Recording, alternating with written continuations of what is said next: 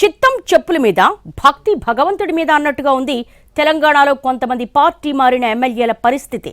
Jump అయిన పార్టీలో ఉండలేక పాత పార్టీలోకి తిరిగి వెళ్లలేక కుమిలిపోతున్నారట. వాళ్ల పని మింగలేక కక్కలేక అన్నట్టుగా మారిందని అంటున్నారు. అసలు ఎందుకు అలాంటి పరిస్థితి వచ్చింది? ఆ 10 మంది విషయంలో ఏం జరుగుతోంది?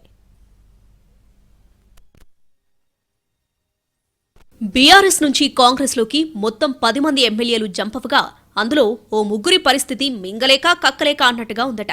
వచ్చినా పార్టీలో ఇమడలేకపోతున్నారు. పోనీ తిరిగి వెళ్దామా అంటే 1,00,000 సాంకేతిక సమస్యలు. అధికార పార్టీలో అయితే అన్ని విధాలా హాయిగా ఉంటుందని జంపు కొట్టినా ప్రశాంతత లేకుండా పోయిందని వాపోతున్నట్టు సమాచారం. పాత కాంగ్రెస్ నేతలతో నియోజకవర్గాల్లో తలనొప్పుల కారణంగా అక్కడ ఉండలేక తిరిగి బీఆర్ఎస్ మీద మనసు పారేసుకుంటూ కలకలం సృష్టిస్తున్నారు. అయితే అలాంటి వాళ్లకు చెక్ పెట్టేందుకు మంచి ఔషధాన్నే తయారు చేసి పెట్టుకుందట కాంగ్రెస్. ఉంటే ఉంటారు, లేకపోతే ఏం చేయాలో తెలుసు. మా దగ్గర మంచి ఆయుధమే ఉందంటుంది అధికార party. Patancheru MLA Gudem Mahipal Reddy, Khairatabad MLA Danam Nagender, Gadwal MLA Krishnamohan రెడ్డిలే ఎక్కువగా హడావుడి చేస్తున్నారు. మహిపాల్ రెడ్డి తన క్యాంపు కార్యాలయంలో కేసీఆర్ ఫోటో తీసేదే లేదంటున్నారు. పైగా ఇప్పుడు తానున్న పార్టీ మీదే అప్పుడప్పుడు అవాకులు చవాకులు పేలుతున్నారు. సందర్భం చేసుకుని మరీ కేసీఆర్ను కలుస్తున్నారట. అలా మహిపాల్ రెడ్డి కాంగ్రెస్ లో జాయిన్ అయినప్పటికీ మనసంతా గులాబీ తోటలోనే ఉందనేది స్పష్టమంటున్నారు పరిశీలకులు. ఇక గద్వాల ఎమ్మెల్యే కృష్ణమోహన్ రెడ్డి కాంగ్రెస్ పార్టీలో చేరినప్పటికీ అక్కడ నియోజకవర్గ గొడవలు కంటి మీద కునుకు లేకుండా చేస్తున్నాయి.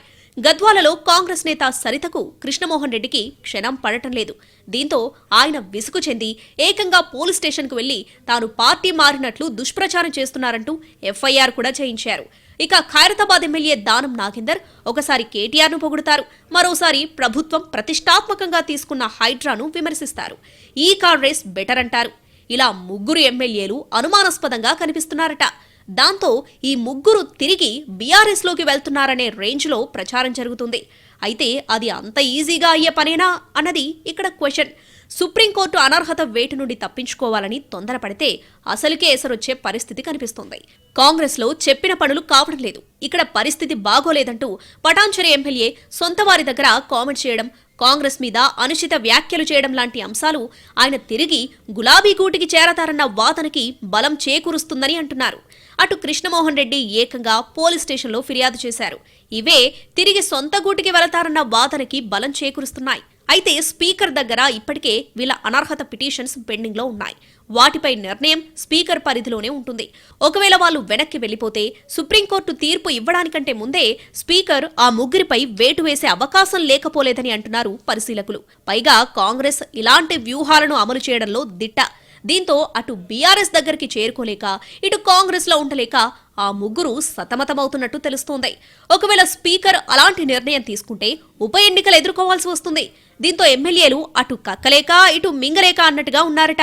కాంగ్రెస్ లోనే కంటిన్యూ అవ్వాలన్నా ఆ పార్టీ నేతలతో లొల్లి తప్పదు. ఇలా కోరి తలనొప్పులు తెచ్చుకుంటున్నారన్నది ఓపెంట.